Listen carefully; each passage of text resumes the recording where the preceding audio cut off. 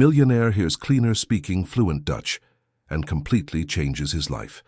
Brandon Mitchell was reviewing reports when a female voice speaking another language caught his attention through his half-open office door. It was Wednesday, mid-afternoon, and he wasn't expecting any foreign visitors. The woman speaking Dutch so fluently was Jessica, the cleaner who had worked at the company for 2 years. Brandon stopped what he was doing, intrigued. She had always presented herself as a simple person from rural Ohio who had barely finished elementary school. Natuurlijk begrijp ik de situatie. Het contract moet worden herzien voordat we verder gaan, Jessica said on the phone, her voice carrying an authority Brandon had never noticed. He discreetly approached the door. Not only did she speak perfect Dutch, but she used technical business terms that even he, with his business administration background, had to think twice before using. When Jessica hung up, Brandon gently knocked on the door. "Jessica, can I talk to you for a moment?" She turned quickly, and for the first time he noticed a different sparkle in her brown eyes.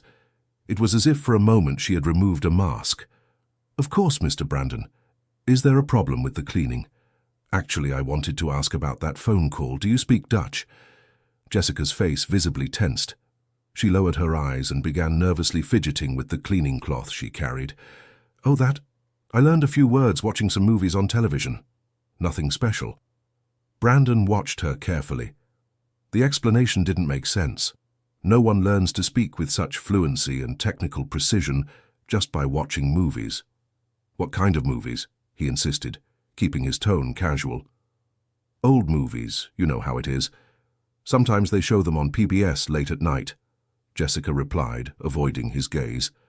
"If you'll excuse me, Mr. Brandon, I need to finish cleaning the hallway." She hurried away, leaving Brandon with more questions than answers. In the 2 years Jessica had worked there, he had never paid much attention to her. She was just another efficient employee who did her job without causing problems. But now, as he watched her walk down the hallway, Brandon noticed details that had previously gone unnoticed. Her walk was too elegant for someone who had spent their life doing manual labor. Her hands, though calloused, had long, delicate fingers, and there was something about her posture that suggested a formal education she was clearly trying to hide. During the following days, Brandon began paying attention to Jessica's habits. She always arrived 15 minutes early, organized her cleaning supplies with almost military precision, and treated all employees with respectful friendliness, but never submissiveness. On Thursday, during a meeting with the company accountant, Brandon noticed something curious. While they were discussing complex tax issues, Jessica entered quietly to empty the trash. When the accountant mentioned a problem with classifying operating expenses, Brandon saw through the window reflections that Jessica had stopped for a moment, clearly focused on the conversation.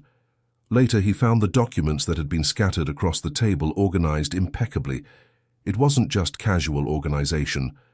The papers were grouped by specific categories: contracts, financial reports, correspondence, each group arranged according to importance and chronology.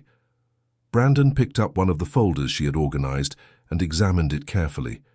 It was impressive how someone had managed to identify the nature of each document just by glancing quickly. This required not only technical knowledge, but also practical experience in business administration. On Friday, a unique opportunity presented itself. Brandon had scheduled a meeting with Canadian investors interested in a partnership to expand their business in North America. During the preparation, he decided to observe how Jessica would react to the presence of the foreigners. The Canadians arrived promptly at 2 in the afternoon. John Anderson and Peter Thompson were middle-aged men, experienced businessmen who spoke functional English but preferred to communicate in Spanish for more complex discussions. The meeting was proceeding normally when John asked a technical question about the factory's production capacity. Brandon was answering when he noticed Jessica standing near the door, apparently waiting for the right moment to enter and serve the coffee. It was then that Peter made a comment in Dutch to his colleague, thinking no one else there would understand. "Deze productiecijfers kloppen niet. Ze overdrijven duidelijk hun capaciteit." Brandon didn't understand the words, but he clearly saw Jessica's reaction. Her eyes widened slightly, and she took an imperceptible step back, as if she had just heard something shocking. After the meeting, Brandon decided to confront her again. "Jessica, I need to speak with you privately. Can you come to my office?" She entered with evident nervousness, her hands trembling slightly as she closed the door. "Mr. Brandon, if this is about the meeting, I didn't hear anything I shouldn't have." "But you did hear, didn't you? And you understood perfectly what that Dutchman said." The silence that followed was revealing. Jessica looked at her own hands, clearly fighting an internal battle. I was born in Canada," she said finally, her voice almost a whisper. "But I came to the United States as a child. I prefer not to talk about it." "Why not?" "Because it doesn't matter now. I'm American. This is my life, and I just want to work in peace." Brandon realized there was much more behind this story. The tension in Jessica's face, the way her hands unconsciously clenched into fists, everything indicated that there was deep pain connected to her past. "Jessica, you don't need to be afraid. I'm just trying to understand." "Understand what?" she interrupted, a spark of irritation shining in her eyes. "Why a cleaner speaks Dutch? Why should that matter to you?" There was a wounded dignity in her voice that touched something in Brandon's chest. He realized his questions had touched on unhealed wounds. "You're right, I'm sorry if I was intrusive, I just got curious."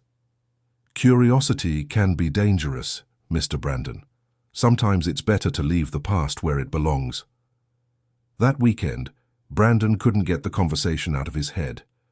There was something in the way Jessica had said those words, a deep melancholy that suggested significant losses. He began to question his own prejudices. Why had he automatically assumed that someone in an apparently humble position couldn't have a refined education or a complex past? Dear listener, if you're enjoying the story, please take a moment to like and especially subscribe to the channel. It really helps us who are just starting out. Now continuing. The following Monday, Brandon decided to adopt a different approach. Instead of confronting Jessica directly, he would start observing more discreetly, trying to understand who she really was. His first discovery came by chance. While working late, he realized he had forgotten some important documents in the meeting room. When he arrived there, he found Jessica finishing the cleaning. What surprised him was that she was reading a financial report that had been left on the table. It wasn't a casual reading. She was following the lines with her finger, clearly absorbing complex information about cash flow and growth projections. When she saw him at the door, she quickly put the document back in its place. "Sorry, Mr. Brandon, I was just checking if I hadn't missed anything during cleaning." "Jessica," Brandon said gently, "you were reading that report, weren't you?" She stood still for a moment, then sighed heavily. "Yes, I was. Old habits are hard to break." "What kind of habits?" "Habits from when I understood these things, when my life was different." Brandon approached slowly, as if dealing with a wounded animal that might run away at any moment. "How was your life different?" Jessica sat in one of the chairs in the meeting room, her mask of simplicity finally beginning to crumble. "Mr. Brandon, have you ever had to choose between who you were and who you needed to become to survive?" The question caught him off guard. There was a philosophical depth to it that revealed a mind accustomed to complex reflections. "I'm not sure I fully understand. I had to make that choice a long time ago, and I chose to survive, even if it meant burying who I was before." Brandon pulled up a chair and sat facing her. "Do you want to talk about it?" Jessica remained silent for a long moment, clearly debating internally whether to open up or not. "My real name is Jessica van der Berg," she finally said. "I was born in New York. My father, Robert van der Berg, was a partner in an import company that did business with the United States." The surname sounded familiar to Brandon, but he couldn't place it immediately. "When I was 15, my parents separated. It was traumatic. My mother, who was American, decided to return to the United States and brought me with her. I chose to stay with her because I was very hurt by my father." "And then?" "Then my mother insisted that I never mention my Dutch origin again. She was very hurt, very resentful. She said that part of our life was over forever." Brandon began to understand the complexity of the situation. a teenager forced to choose between parents, then made to erase half her identity. And your education? I was studying international business at a preparatory school in New York. I spoke 4 languages fluently.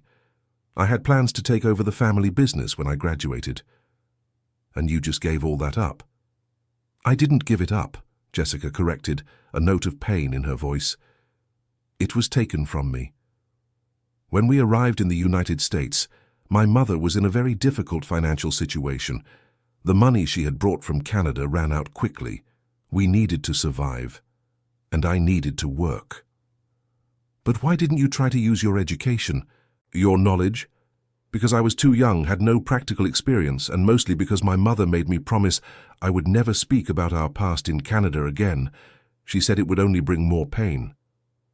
Brandon fell silent, processing the story. He began to understand why Jessica had reacted so defensively to his questions. And how did you end up here?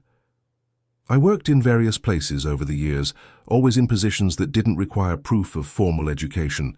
Cleaning, kitchen work, childcare. I learned to live simply. But you never forgot your knowledge. How could I? Jessica smiled sadly. You can take the person out of education, but you can't take the education out of the person. I keep reading, studying on my own. It's stronger than me. And your mother? She passed away 5 years ago. Cancer. In her final days, she released me from the promise. She said I could go back to being who I always was. But by then, her voice broke. It was too late. I had gotten used to being invisible. Brandon felt a tightness in his chest. Jessica's story was one of loss and sacrifice in a way he had never considered. His own life, privileged since birth, had never demanded such painful choices. Why did you choose to work specifically here? He asked. Jessica hesitated, clearly debating how much she should reveal. Because the name Vanderberg appears in this company's founding documents. Brandon felt as if the ground had opened beneath his feet. What? My father, Robert Vanderberg, was one of the original investors when your father founded this company 25 years ago. They were partners. The revelation struck Brandon like lightning. He mentally ran through the company history he knew. His father had always mentioned Canadian partners in the beginning, but never gave many details. Are you telling me your father helped found my company? Not just helped. According to documents I saw as a teenager, he invested a significant amount to make the initial expansion possible. Technically, our family should have a corporate stake. Brandon was stunned. If this were true, it would completely change his understanding of his wealth's origin. Jessica, this is huge. Do you have documents that prove this? I didn't bring anything with me when I came to the United States. My mother burned all papers related to our life in Canada. She said it was the only way to start over. But there must be records, archives. Probably. But Mr. Brandon, you need to understand. I didn't come to work here to claim anything. I came to understand. Understand what? If Henry Mitchell's son was like the father, if you were people who deserved what you had built. The brutal honesty of the statement left Brandon speechless for a moment. And what was your conclusion? Jessica studied him carefully before answering. Your father was a tough but fair man. He honored his agreements, but you're different. You have a kindness he didn't have, an ability to see people beyond their usefulness. How can you know that? Because I spent 2 years observing how you treat your employees, how you speak to the person who makes your coffee, how you greet the doorman, how you worry when someone misses work due to illness. Those small kindnesses reveal character. Brandon felt exposed under Jessica's penetrating gaze. He realized that all this time, while he saw her only as an efficient employee, she had been constantly evaluating his character. So, you've been studying me? Yes, and I must admit I was surprised. You could have inherited only your father's ambition, but you also inherited his humanity. The conversation was interrupted by the sound of Jessica's phone ringing. She looked at the screen and her expression became tense. I need to take this. Of course, feel free. Jessica stood and walked to the corner of the room before answering. Brandon didn't intend to listen, but couldn't help hearing her voice switching to that fluent Dutch again. Yes, I understand. But I've already said I'm not interested. No, that's final. The conversation lasted a few minutes, and Brandon could tell from the growing tension in Jessica's voice that it was something serious. When she hung up, her face was pale. "Problems?" Brandon asked gently. "Canadian lawyers. It seems my father passed away 6 months ago." "Jessica, I'm so sorry." "Thank you. But there's not much to be sorry about. We hadn't spoken in over 15 years. "And why are the lawyers calling?" "Inheritance. Apparently, despite everything, he left me part of his possessions. But I don't want anything that comes from him." Brandon watched the internal struggle reflected on Jessica's face. There was pain, anger, and a deep sadness over lost opportunities. "Jessica, may I ask a personal question?" "You may." "If you don't want the inheritance, why do the lawyers keep calling?" "Because," she sighed, "because apparently there are complex legal issues involved, shares in companies, properties. If I don't resolve this, other people could be harmed." "What kind of people?" "Employees of companies my father was a partner in. If the inheritance isn't settled, some of these companies could face legal problems." Brandon began to understand the implications. If Jessica's father had really been partners with his father, and if there were unresolved inheritance matters, his own company could be at legal risk. "Jessica, I think we need to talk about this in more detail. This could affect not only you, but this company too." "I know. That's exactly why I've been avoiding dealing with the situation. I don't want to create problems for anyone. But not dealing with it could also create problems." "Yes, I know. That's why maybe it's time to stop running from my past." That night, Brandon couldn't sleep. Jessica's revelations had turned his world upside down. He needed to find out more about the partnership between his father and Robert van der Berg. The next day, Brandon decided to go to the company archives, where all historical documents were kept. He spent hours looking for contracts and agreements from the company's early years. It was in a dusty folder labeled Partnerships 1999-2002 that he found what he was looking for. There were several contracts and correspondences between his father and Robert van der Berg. What he read shocked him. Robert had not only invested money in the company, but had also provided crucial contacts in North America that made the first exports possible. More importantly, there was a partnership agreement stating that Robert would own 35% of the company. But there was something strange. The documents showed that over the years Henry Mitchell had progressively bought Robert's shares until he owned 100% of the company. However, the transfer papers were all dated from the same period, right after Robert returned to Canada, when his family was breaking up. Brandon also found personal letters between the two men. In one, Robert expressed his gratitude for the understanding and support during a difficult personal period. In another, Henry mentioned temporary arrangements until the family situation stabilizes. The impression Brandon got was that the share transfers had been made to help Robert during his personal crisis, but that they were perhaps meant to be temporary. There were references to future buybacks and long-term partnership. The most revealing was an unsent letter his father had written to Robert, dated just a few months before his own death. "My dear Robert, I've been trying to reach you for years without success.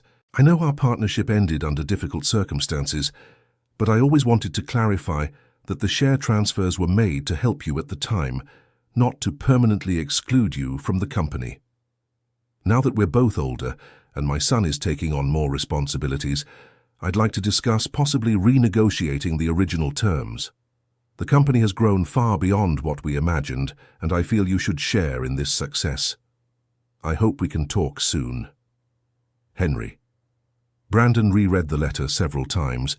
It was clear his father had tried to correct what he saw as an injustice, but apparently never managed to contact Robert van der Berg. Now, with Robert deceased and Jessica working as a cleaner in the company her family had helped build, the situation was both ironic and deeply sad. Brandon spent the rest of the day researching the legal situation. He discovered that, technically, the ownership transfers could be contested if proven to be temporary or made under emotional duress. More importantly, if Robert had died without resolving these issues, and if Jessica was his only heir, she could have legal rights to a significant portion of the company. The next day, Brandon approached Jessica during her lunch break. "Jessica, I need to show you something. Can you come to my office?" She followed him with visible nervousness. When she saw the documents spread across the desk, her face paled. "Where did you find this?" "In the company archives. Jessica, it seems the partnership between our fathers was far more complex than either of us imagined." He showed her the original contracts, the letters, and especially his father's unsent letter. Jessica read everything in silence, her hands trembling slightly. When she finished, there were tears in her eyes. "My father. He tried to come back, tried to fix things. It appears so, and my father apparently wanted to correct what he saw as an injustice. But why did they never manage to reconcile? I don't know. Perhaps pride on both sides. Maybe the pain of your family's separation was too great." Jessica sank heavily into a chair. "Mr. Brandon, this changes everything, doesn't it?" "It could, yes. Legally, you probably have rights to part of this company. But I don't want anything that could harm you. You've worked hard to get where you are." "Jessica, it wouldn't be harming. It would be justice. If your family has legitimate rights, then they should be respected." "What if I don't want to claim these rights?" The question took Brandon by surprise. "Why wouldn't you want to?" Because I spent 15 years learning to live without privileges. I learned the value of honest work, of simplicity. I'm not sure I want to go back to being who I was before." "But you don't have to go back to who you were. You can become whoever you want to be now." Jessica looked at him with an expression mixing gratitude and uncertainty. "It's easy for you to say. You've always had the freedom to choose who you wanted to be. You're right, I've always had privileges I never questioned, but perhaps it's time for both of us to question our positions. Dear listener, if you're enjoying the story, please take a moment to like and especially subscribe to the channel. It really helps us who are just starting out. Now continuing. The conversation was interrupted by Brandon's secretary announcing an urgent call. It was one of the Dutch lawyers who had been trying to contact Jessica. "Mr. Mitchell, my name is Cornelius Davis from the law firm Davis & Associates in New York. I urgently need to speak with Mrs. Jessica van der Berg regarding matters related to her father's inheritance." Brandon looked at Jessica, who nodded nervously. "She's here with me. Can you put it on speakerphone?" "Certainly. Mrs. van der Berg, we've finally reached you. The situation is more urgent than we initially thought." "What do you mean?" Jessica asked, her voice tense. "Your father, before passing away, had initiated legal proceedings to recover corporate shares in several companies, including Mitchell Trading Company in the United States. If you don't take action within the next 30 days, these proceedings will be automatically cancelled, resulting in the permanent loss of all rights." Brandon and Jessica exchanged looks, both understanding the implications. "What kind of action?" Brandon asked. "Are you Henry Mitchell?" "I'm Brandon Mitchell, Henry's son. My father passed away 3 years ago." "I see. Well, the actions include travel to Canada to sign documents, review of original contracts, and establishment of new partnership agreements." "What if I decide to give up all the rights?" Jessica asked. "Ma'am, with all due respect, the decision to renounce must be made with full understanding of the implications. We're talking about stakes in 6 different companies, plus real estate properties and investments. The total estimated value is around $8 million. Jessica was visibly shaken by the figure. $8 million, she whispered. "Yes, ma'am, your father was a very successful man, but there are also responsibilities, overdue taxes, pending legal matters. It's a complex situation that requires immediate attention." After hanging up the call, Brandon and Jessica remained silent for a long moment. $8 million, Jessica repeated, as if she couldn't process the information. "That's a lot of money," Brandon agreed. "But it's also a lot of complications." "Mr. Brandon, I don't even know where to begin. I don't have money to travel to Canada. I don't have lawyers. I know nothing about these companies or properties. Jessica, may I make a proposal?" "What kind of proposal?" "Let me help you. I can cover the legal expenses, the trip, everything you need to resolve this situation properly." Why, you barely even know me. Because it's right. Because for 2 years you worked here honestly, never trying to take advantage of information that could have made you rich. That shows a character that deserves respect. And what would you gain by helping me? The question was direct, without beating around the bush, and Brandon appreciated the honesty. Clarity. If your family truly has rights to part of this company, I want that resolved fairly. I don't want to keep building my life on something that may not be entirely mine by right. Jessica studied his face carefully. You're willing to risk losing part of your company? I'm willing to do what's right. And if that means splitting the company, then we'll find a way to make it work. The answer seemed to touch something deep in Jessica. She closed her eyes for a moment, clearly wrestling with conflicting emotions. My mother always said that businessmen only think about money, she finally said, that they're capable of anything to protect what's theirs. And what do you think? I'm starting to believe she was wrong, at least about some businessmen. Brandon felt a wave of relief upon hearing this. Without quite knowing why, Jessica's opinion had become important to him. So, do you accept my help? On one condition. What? If we find out that I really have rights to this company, I want our partnership to be based on merit, not legal obligation. If I can't add real value to the business, I'll give up any stake. Jessica, you've already added value. Your organization, your attention to detail, the way you treat people. I just hadn't noticed before. Because you weren't looking. Exactly. And that's my failure, not yours. That night, Brandon began making arrangements for the trip to Canada. He contacted international lawyers, organized documentation, and started researching the other companies mentioned by the Canadian lawyers. What he discovered was fascinating. Robert van der Berg had become a very successful investor after his separation. The companies he had stakes in included a marine technology firm, 2 logistics companies, a renewable energy company, and an international trade consulting firm. All were solid and profitable businesses. Robert had clearly applied the hard lessons from his failed partnership with Henry Mitchell to build a diverse and well-managed portfolio. Brandon also discovered something that deeply intrigued him. In several newspaper interviews that Robert had given over the years, he always mentioned a partnership in the United States that ended prematurely due to personal differences, but remained an example of unrealized potential. It was as if Robert had never truly gotten over the end of the partnership with Brandon's father. 2 days later, Brandon sought out Jessica again. I managed to arrange everything for the trip. We can go next week if you agree. We can. Well, I assume you would like to have someone familiar to support you during the meetings, and since our company is potentially involved, it makes sense for me to go too. Jessica hesitated.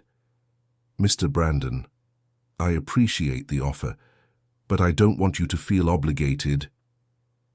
Jessica, he gently interrupted her, I don't feel obligated. I want to go. This story involves both our families, and I think we should face it together. Together, she repeated the word as if testing how it sounded. It's been a long time since someone offered to face something difficult with me. So it's decided. It's decided. The trip to Canada was scheduled for the following week. Brandon arranged everything. Tickets, hotel, meetings with lawyers. Jessica seemed to get more nervous as the date approached. Mr. Brandon, she said on the Friday before the trip, I need to be honest about something. What is it? I'm afraid to go back there. Afraid to discover things about my father that might change how I remember him. Afraid to find out that maybe I've been unfair to him all these years. And if you were unfair, would that change anything about the choices you made? Not about the choices, but about forgiveness. It's hard to forgive someone when you're still angry, but it's even harder to forgive when you discover that the anger was based on misunderstandings. Brandon understood the depth of Jessica's dilemma. She wasn't just facing legal or financial issues, she was facing the possibility of posthumous reconciliation with a father she had lost 15 years ago. Jessica, whatever the outcome, you're not facing this alone. Why? She asked abruptly. Why are you doing this for me, and don't tell me it's just about doing the right thing. There's something else. Brandon was silent for a moment, reflecting on the question. There was something else, but he himself was trying to understand what it was. I think for 2 years I lived thinking I knew my own life, that I understood where I came from and how I got where I am. You showed up and proved that I knew none of it. And now I need to find out the truth as much as you do. And if the truth is complicated, if we find out that our parents made mistakes, that they hurt each other, that neither was completely right or completely wrong, then we'll learn from their mistakes and try to do better. Do better how? I don't know yet, but I have a feeling we'll find out. The trip to New York was the first time in 15 years that Jessica had set foot on Canadian soil. Brandon watched her reactions as the plane landed. She was tense, but there was also something that seemed like recognition, as if she were returning home after a long absence. "How do you feel?" he asked, as they waited for their luggage. "Strange. It's like it was yesterday and at the same time like it was a completely different life. Has the city changed a lot?" "Everything changes in 15 years, but the smell of the air here is exactly as I remembered." They went straight to the hotel, where they had separate rooms reserved. Brandon noticed that Jessica was growing quieter as they walked through the streets of New York. "Do you want to talk about it?" he offered when they reached the hotel lobby. "Tomorrow," she said simply. "Today I just need to process being here again." The next morning, they met for breakfast. Jessica seemed to have regained some of her composure, but Brandon could see she had had a difficult night. "How was the night?" "Full of memories, good and bad, but mostly confusing." "Do you want to talk about them?" "Maybe later. First, let's find out what the lawyers have to tell us." The office of Cornelius Davis was in a historic building in downtown New York. It was exactly the kind of setting Brandon had imagined. Elegant, traditional, with an atmosphere of seriousness and competence. Cornelius was a middle-aged man with graying hair who greeted them in Spanish before realizing that Jessica spoke Dutch perfectly. "Mrs. Vanderberg, it's a pleasure to finally meet you in person. I must say we've been very worried about not being able to contact you." "I was unavailable," Jessica replied diplomatically. "I understand. Well, let's get straight to the point, as there's much to discuss." Cornelius opened a thick folder and began to explain the situation. Robert Vanderberg had died of a heart attack at 63, 6 months prior. He had tried to locate Jessica for several years, but without success. "Your father left very specific instructions about the inheritance," Cornelius explained. "He wanted you to know that he always regretted the way things ended with your family." "He said that?" Jessica asked, her voice almost a whisper. "He did, and he wrote it. There's a personal letter that he asked to be delivered only if you were found." Cornelius handed over a sealed envelope with Jessica's name written in handwriting she clearly recognized. "Would you like to read that in private before we continue?" offered Brandon. "No," said Jessica, determined. "After so many secrets and misunderstandings, I think it's time to be transparent." She opened the envelope with slightly trembling hands and began to read aloud. "My dear Jessica, if you're reading this, it's because they've finally found you, and it's because I'm no longer here to ask for your forgiveness in person. I know that your parents' separation was traumatic for you. I know you blame me for destroying our family, and you're partly right. I was so focused on building a commercial empire that I forgot to build a family. When your mother decided to return to the United States, I should have fought harder to keep you with me, or I should have gone with you. Instead, I let pride and stubbornness take over. I convinced myself that you would come back when you became an adult, that eventually you would understand that everything I did was for our family. But you didn't come back. And the more time passed, the harder it became to admit that I had made a terrible mistake. I tried to find you several times over the years. I hired investigators, contacted American authorities, tried every legal means. But your mother had done a very efficient job of erasing any trace of you. I found out too late that Henry Mitchell, my partner in the United States, had also died, and that his son had taken over the business. I also discovered that the corporate shares I transferred to him at the time of our separation were interpreted as definitive sales, when my intention was only to organize them temporarily. I don't blame Henry. He was trying to help me during a difficult time. And the blame for the misunderstandings is mine, for not being clear about my intentions. Jessica, I want you to know that I never stopped loving you. I never stopped regretting the choices I made, and I never stopped hoping for an opportunity to correct my mistakes. The money and companies I'm leaving for you are not an attempt to buy your forgiveness. They're an attempt to give you the freedom to choose the life you want, something I inadvertently took from you when you were a teenager. Use this inheritance in whatever way you think is best. If you want to reject it completely, I'll understand. If you want to use it to build something new, I'll be happy knowing I at least managed to give you that opportunity.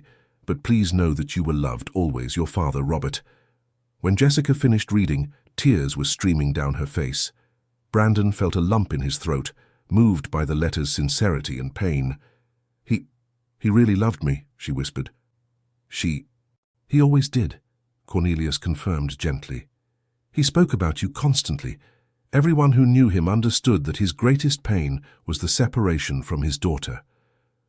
Brandon watched Jessica struggling to process 15 years of hurt and resentment in light of this new information.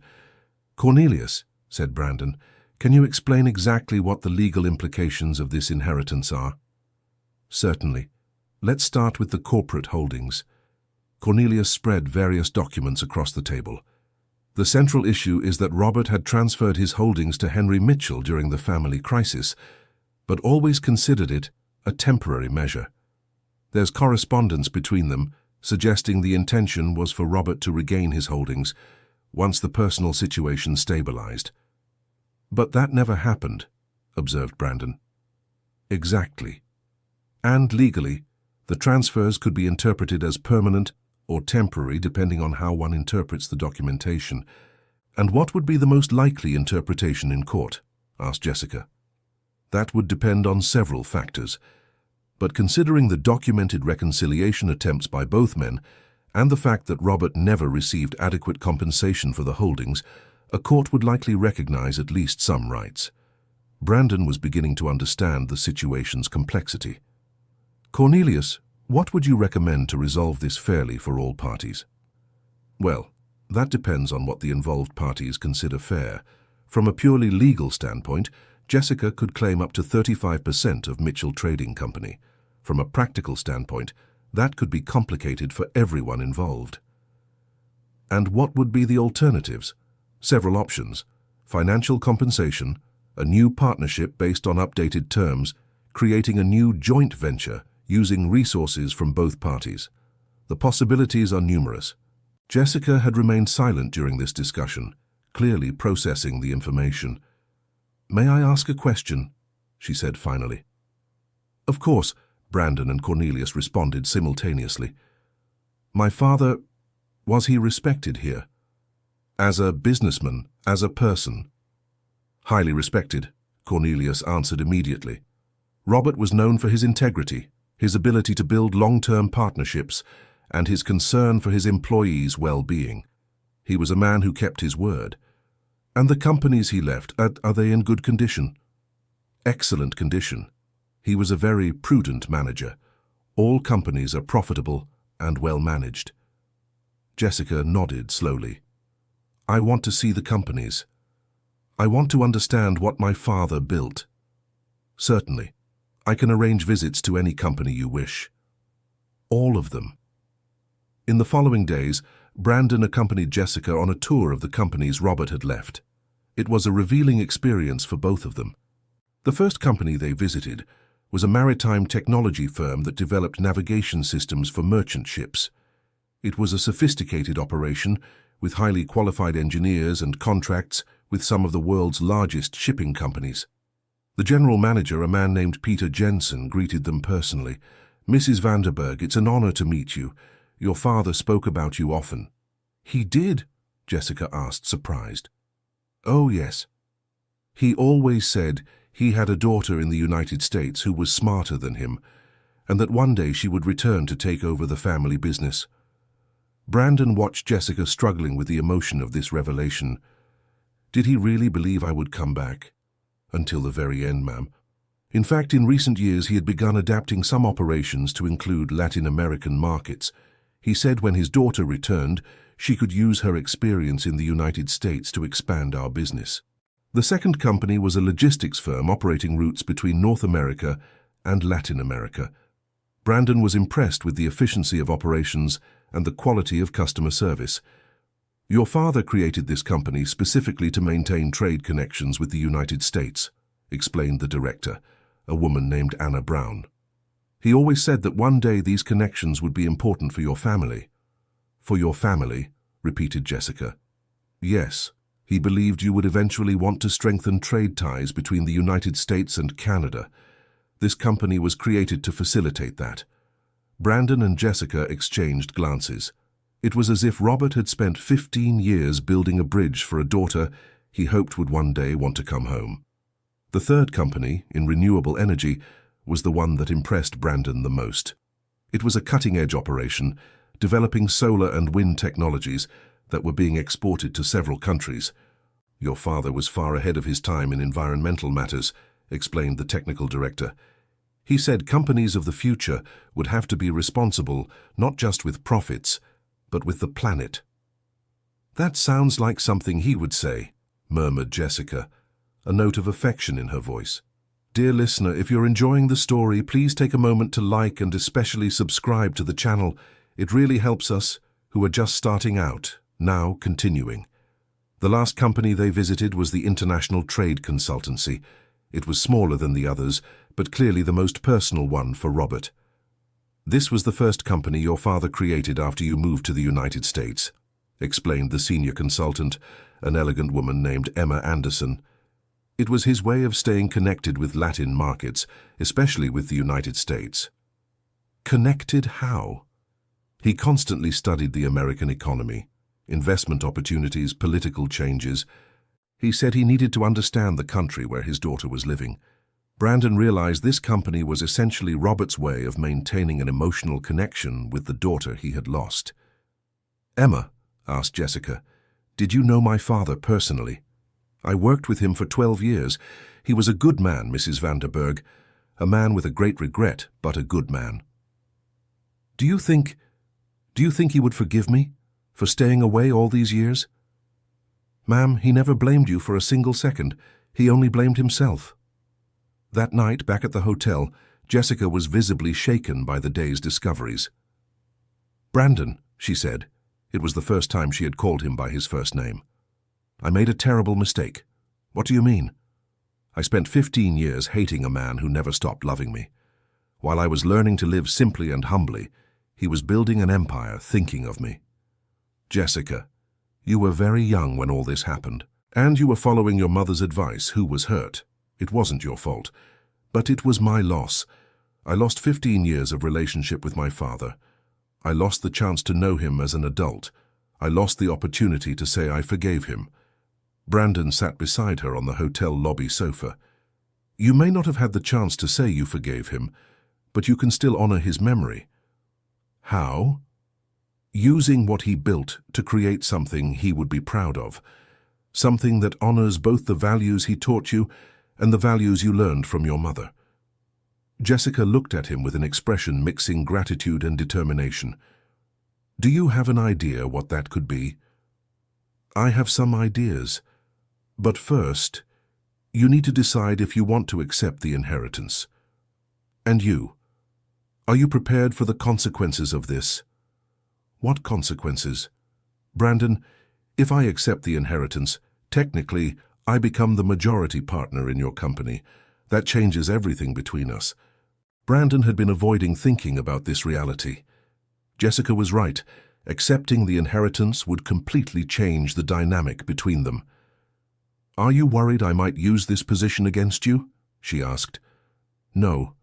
Strangely, I'm not worried about that. You had 2 years to harm me using insider information and never did anything. I don't see why that would change now. Then what is your concern? My concern is personal. Personal how? Brandon hesitated, realizing he was about to admit something he hadn't fully understood himself until that moment. Jessica, these past few days, as I've gotten to know who you really are, I've started feeling something that goes beyond professional respect or moral obligation. Brandon, let me finish. I'm worried that if you become my partner, if we're in positions of professional equality, I won't be able to separate my personal feelings from business decisions anymore. Jessica remained silent for a long moment, studying his face. What kind of feelings? Admiration, affection, and attraction. For your intelligence, your strength, your integrity. For who you managed to become despite all the difficulties you faced. Brandon, are you sure this isn't just savior syndrome? No. I admire you precisely because you don't need saving. You're one of the strongest people I've ever met. Jessica stood up and walked to the lobby window, watching the city lights. You know, she said finally, for 2 years I watched you work, saw how you treat people, how you make difficult decisions. And if I'm honest, I also developed feelings that go beyond the professional. Brandon felt his heart accelerate. Even when I was just your boss and you were just an employee. Especially then. It's easy to be attracted to someone when you're in equal positions, but being attracted to someone who has power over you and still treats you with respect, that says a lot about the person's character. So where does that leave us? It leaves us with a very complex decision to make, said Jessica, sitting back down. I can't accept the inheritance just to be in an equal position with you. And you can't support me just because you have feelings for me. You're right, so how do we decide? We decide based on what's best for the companies, for the employees, and for the legacies our fathers left. The personal feelings, we'll deal with them later. And what if later is too late? If it's too late, at least we'll have done the right thing. The next day, they met again with Cornelius to make concrete decisions about the inheritance. Cornelius, said Jessica, I want to accept the inheritance, but with specific conditions. What kind of conditions? First, I want an international foundation for education and cultural exchange between the United States and Canada to be created, using 40% of the total inheritance value. That's very generous, but certainly possible. Second, I want the companies here in Canada to be managed professionally, with a percentage of profits going to the foundation. Also possible. Third, regarding the stake in the Mitchell Trading Company in the United States, she paused and looked at Brandon. I want a new partnership to be created, with equal participation, but with a structure that ensures neither of us can make important decisions without the other's consent. Brandon was surprised. Equal participation? Jessica, technically you're entitled to more. I don't want more. I want equality. I want a partnership based on merit and mutual trust, not on debatable legal rights. And the foundation? It will be managed by both of us, but focused on creating educational opportunities for young Americans to study in Canada and young Canadians to study in the United States. True cultural exchange. Cornelius wrote everything down carefully. These are interesting and feasible proposals, but may I ask what the motivation is for this specific structure? The motivation, Jessica replied, is to create something that honors both what my father built and the values I learned from my mother. He always believed in the power of international partnerships. She always believed in the importance of education and humility. And you, Mr. Mitchell, do you agree with this structure? Brandon looked at Jessica, impressed by the elegance of the solution she had proposed.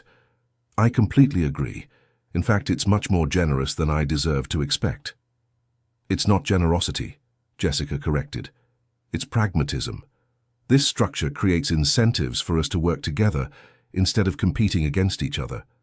In the following days, they worked with Cornelius to detail all the legal aspects of the new structure. It was a complex process, but Brandon was consistently impressed with Jessica's ability to understand legal and business nuances. Where did you learn so much about corporate structures? He asked during one of the sessions. Remember I said I kept studying on my own. Over the past 15 years, I've read practically every business administration and commercial law book I could find. It was my way of keeping alive the part of me that my father had educated.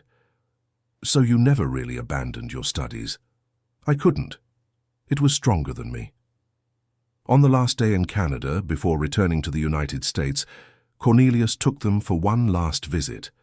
the house where Robert van der Berg had lived his final years. It was an elegant house in a residential neighborhood of New York, surrounded by a well-kept garden.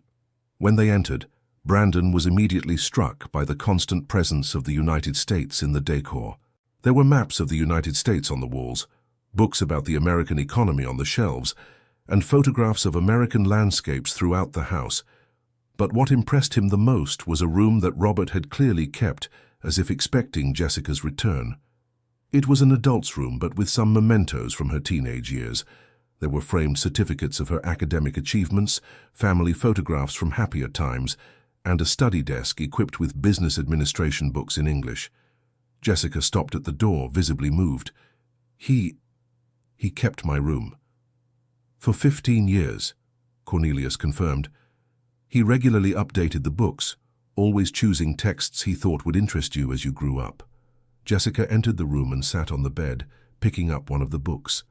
It was a text about family business management, with several notes in the margins in Robert's handwriting. "He wrote notes," she said, her voice choked. "He wrote notes as if he were preparing lessons to give me when I returned." Brandon looked over her shoulder at the notes. They were thoughtful reflections on leadership, business ethics, and the importance of balancing financial success with social responsibility. "Jessica," he said gently, "he never stopped being your father." "No, and I never stopped being his daughter. I just stopped accepting it." She spent the rest of the afternoon in that room, reading the notes Robert had made for her. Brandon left her alone, understanding that she needed this time to reconcile with her father's memory. When they finally left the house, Jessica was visibly transformed. There was a peace on her face that Brandon hadn't seen before. "How do you feel?" he asked. "Complete." "For the first time in 15 years, I feel complete. And now we return to the United States and begin building something that would make both my father and mother proud." The flight back to the United States was smooth, but Brandon could tell they were both processing everything that had happened. The dynamic between them had completely changed. They were no longer boss and employee, nor even recent acquaintances. They were partners in the deepest sense of the word. "Brandon," Jessica said as the plane flew over the Atlantic, "I need to ask you a question." "Of course. Do you regret deciding to help me, now that you know it means splitting your company?" Brandon thought carefully before answering. "No. In fact, I think this company was never really just mine. It was built on a partnership that was never properly recognized. Now we're correcting that." "And personally? Do you regret the feelings you developed for an employee?" "Jessica, you were never just an employee. From the moment I heard you speaking Dutch, it was clear there was much more to your story. And as for the feelings, no, I don't regret them. Even if they complicate things." "They don't have to complicate things." "They don't?" "No, if we're honest with each other about what we want." "And what do you want?" "I want a business partnership based on mutual respect and shared goals, and I want to explore the possibility of something more personal, without one interfering with the other. Is it possible to separate the two? I don't know, but it's worth trying to find out." When they arrived in the United States, Brandon felt as if he was seeing the country with new eyes. Through Jessica's perspective, he began to notice aspects of American culture he had taken for granted, and to appreciate the richness of cultural diversity that the United States offered. Jessica also seemed different. There was a confidence in her posture that hadn't been there before, as if accepting her Dutch heritage had completed something missing in her American identity. "You know," she said as they drove from the airport to the office, "for 15 years, I thought I had to choose between being Dutch or American. Now I realize I can be both. And how does that feel?" "Liberating and scary and exciting." The first task upon their return was to communicate the changes to the company's employees. Brandon had decided to be completely transparent about the situation. In the meeting with the entire team, he explained the discovery of the historical partnership between their parents, Jessica's inheritance, and the new ownership structure of the company. "I know this might seem strange," he said, "but I want everyone to know that these changes will only strengthen our company. Jessica isn't just my new partner. She's someone who deeply understands both our culture and international markets." The employees' reaction was surprisingly positive. Many of them had always noticed Jessica's knowledge and efficiency, even when she was in a seemingly humble position. "Mrs. Jessica," said Charles, the head of the export department, "I always knew you understood more about these documents than you let on. I'm glad you can now use that knowledge officially." "Thank you, Charles, and you can just call me Jessica. We're all colleagues now." In the following weeks, Brandon witnessed a remarkable transformation in Jessica.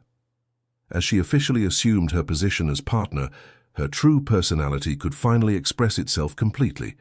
She brought unique insights to the company's operations, combining her formal education in international business with the practical experience she had gained working in operational positions. "Jessica," said Brandon after a particularly productive meeting, "you have a perspective that I could never have developed on my own." "How so?" "You understand both the strategic vision and the operational reality. You know how the decisions we make up here affect the people who actually do the work. It's because I was one of the people doing the work. That gave me a different understanding of how a company really functions." The company began to grow in ways Brandon hadn't anticipated. With Jessica's contacts in Canada and her understanding of North American markets, they managed to expand exports significantly. More importantly, the company began to develop a reputation for social responsibility that attracted both talented employees and conscious customers. "You know," said Jessica during a strategic planning meeting, "my father always said that a company's true success is measured not only by profits, but by the positive impact it has on the community." "And how do we implement that?" asked Brandon. "We start with our own employees, education programs, quality healthcare, profit sharing, and then we expand to the local community." The idea for the Cultural Exchange Foundation also began to take shape. Brandon and Jessica worked with educators both in the United States and Canada to create a program that would truly benefit students from both countries. "The point isn't just to send students from one country to the other," explained Jessica during a meeting with potential educational partners. "It's to create lasting connections that benefit both cultures." The pilot program was launched 6 months after their return from Canada. 10 American students would go study international business in Canada, while 10 Canadian students would come study emerging markets in the United States. "Jessica," said Brandon the night before the first group of students departed, "I think your father would be proud of what we've managed to build. And your mother? My mother would be impressed that we managed to do something good and profitable at the same time." They were working late in the office, finalizing details for the exchange program. It was a scene that had become common, both completely absorbed in projects they were passionate about. "Brandon," Jessica said suddenly, "can I make a personal observation?" "Of course." "In these past months, working with you as a partner, I've discovered something I didn't expect." "What?" "That it's possible to mix business with personal feelings, as long as the feelings are the right ones." Brandon stopped what he was doing and looked at her. "What kind of feelings do you consider the right ones?" "Mutual respect, genuine admiration, absolute trust, and love." The word hung in the air between them for a moment. "Jessica." "Let me finish," she said, standing up and walking to the window. "I spent months trying to separate what I feel for you as a partner from what I feel for you as a man, and I realized I can't separate them because the qualities I admire in you are the same in both cases."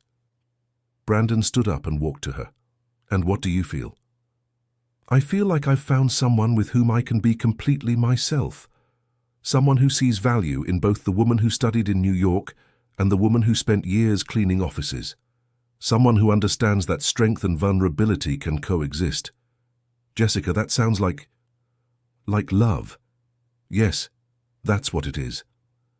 Brandon took her hands in his. "You know what's interesting? I've spent my entire life looking for someone who would challenge me intellectually, who shared my values, who understood the pressures of running a company. But you are all that and much more." "Much more like what?" "You taught me that true leadership doesn't come from position or inheritance. It comes from character. You showed me it's possible to be successful without losing your humanity. And now, if you want, We can discover if two people can build something beautiful both professionally and personally. I want to, said Jessica, but with one condition. What? That we always be honest with each other, even when honesty is difficult. Promise? I promise. The kiss that followed was gentle but loaded with months of pent-up tension and growing feelings. It was the kind of kiss that seals a commitment, not just between two people, but between two souls who had found their home in each other. In the following months, Brandon and Jessica developed a routine that perfectly balanced their professional and personal roles. During the day, they were business partners, making strategic decisions and developing the company. At night, they were companions, sharing dreams and building a life together. The company continued to grow, but always consciously. Every new hire, every new contract, every new expansion was evaluated not only in terms of profitability, but also social impact. You know, said Jessica during one of the monthly meetings with all employees, I think we're proving that it's possible to have a successful company that is also a positive force in the world. How do we measure that? Asked Anne from accounting. By the employees who can send their children to university, by the families who can buy their own homes, by the young students who have opportunities they would never have otherwise, by the suppliers who grow along with us. The Exchange Foundation also began to show impressive results. The first students who participated in the program returned with innovative ideas and international connections that benefited their local communities. Brandon, said Jessica one evening while reviewing foundation reports, I think I finally understand what my father meant about lasting partnerships. What did he mean? That the best businesses aren't transactions, they're relationships. And the best relationships are those where everyone wins. Like us? Like us.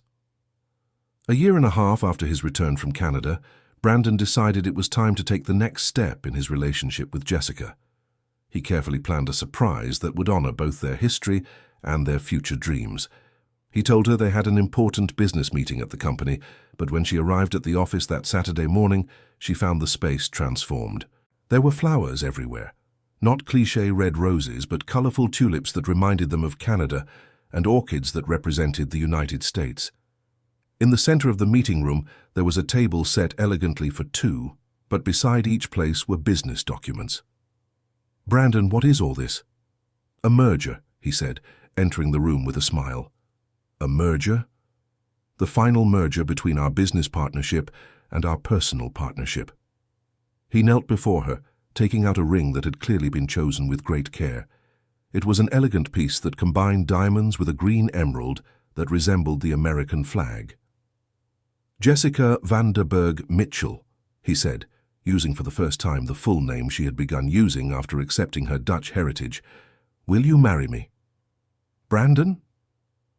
Before you answer, let me explain why this merger makes business sense, he said with a mischievous smile. Jessica laughed through the tears that were already beginning to form. Explain then. Well, we have aligned strategic goals. We have compatible corporate cultures. We've demonstrated the ability to work effectively as a team. And our partnership has shown sustainable growth in all key metrics. And personally, you are the most extraordinary person I've ever met.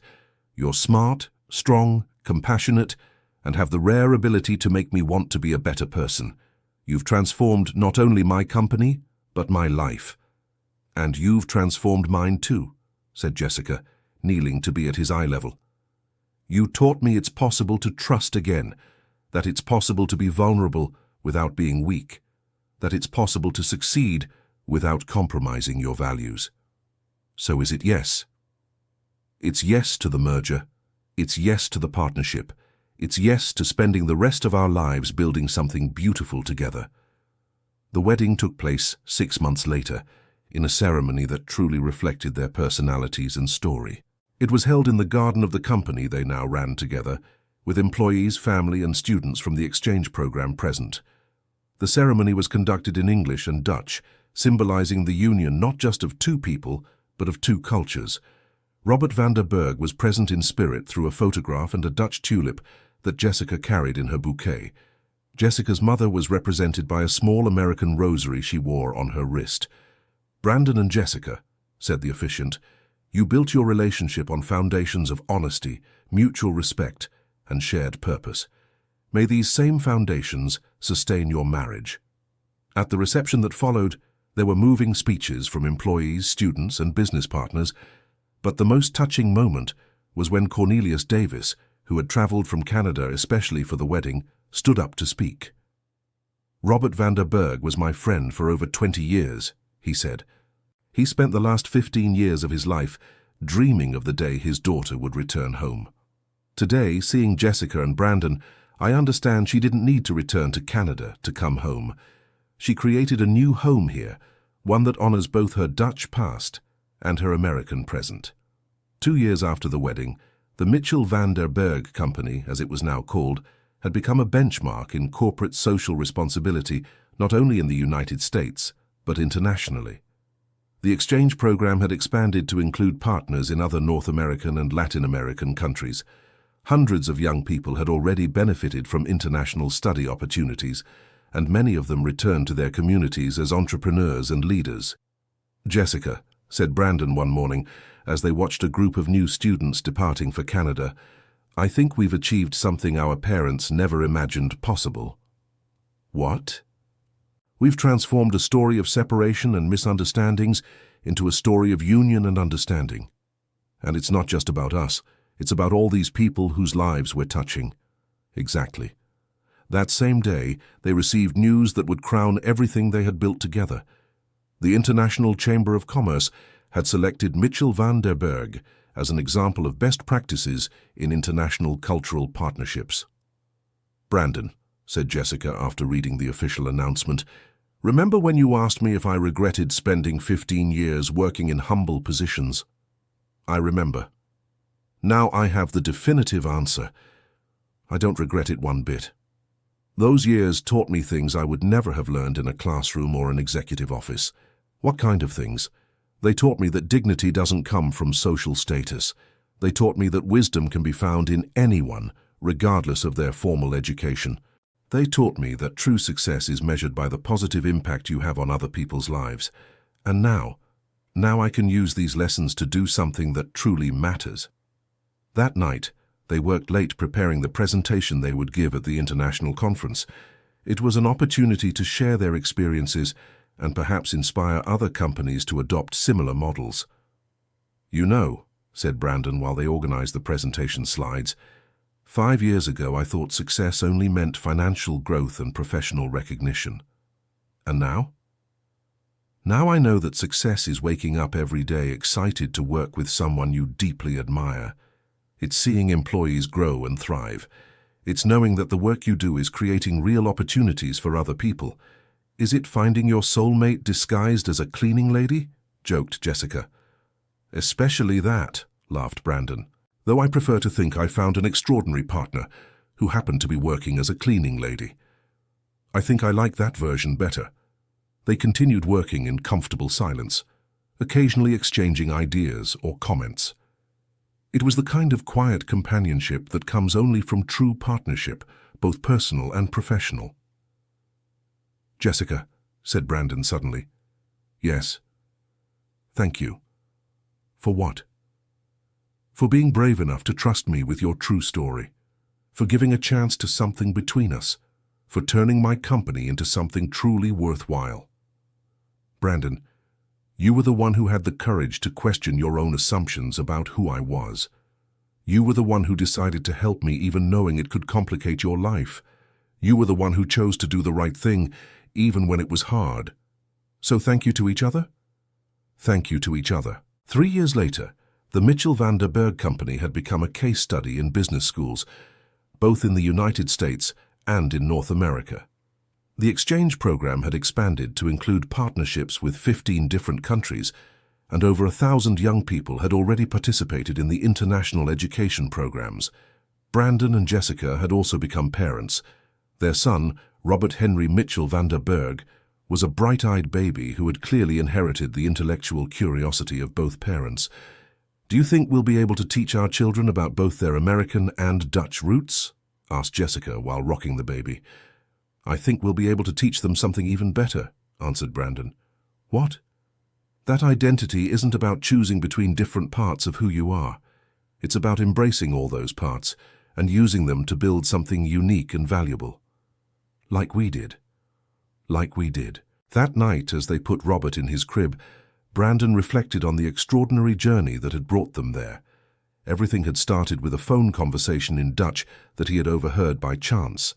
Now, 5 years later, he was married to the most extraordinary woman he had ever met, running a company that made a real difference in the world and raising a son who would grow up understanding that cultural barriers exist only to be overcome. "Jessica," he said as they lay down, "do you believe in destiny?" "I think I believe in preparation meeting opportunity." "How so?" "My father prepared me with education and values. My mother prepared me with humility and determination.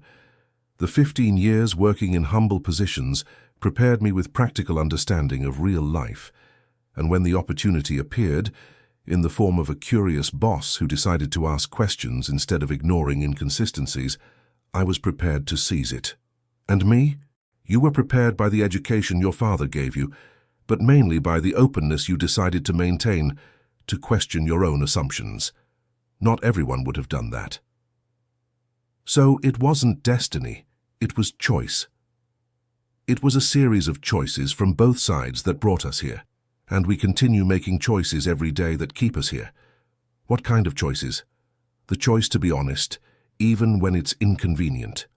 The choice to support each other's dreams. The choice to put our partnership above individual ego. The choice to use our success to help other people." Brandon agreed, thinking about all the small decisions that had shaped their journey together.